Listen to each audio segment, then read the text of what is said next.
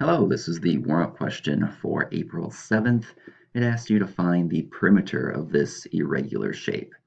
So perimeter, of course, means the distance around the outside of a shape, as if you were to build a fence around the edge of this design. And there are some missing measurements that we have, specifically this measurement right here. So one thing I see is that this entire length is 9 centimeters, which means, because the width here to here is the same, that if I take 3 and 4 and this length, it also has to add up to 9.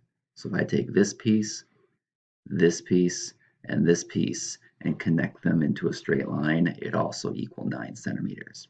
And that's how I know that this part right here is equal to 2 centimeters. So 3 plus 2 plus 4 gives me the 9. Now I'm going to start in, let's say, the upper left corner, and I'm going to work my way around and just add. So 4 plus 2 gives me 6, plus 2 gives me 8, plus 3 is 11, plus 3 is 14, plus 6 is 20, plus 9 is 29, plus 5 gives me 34. And when you label it, yes, this is a two-dimensional shape, but perimeter is only a one-dimensional measurement. It's straight lines added together.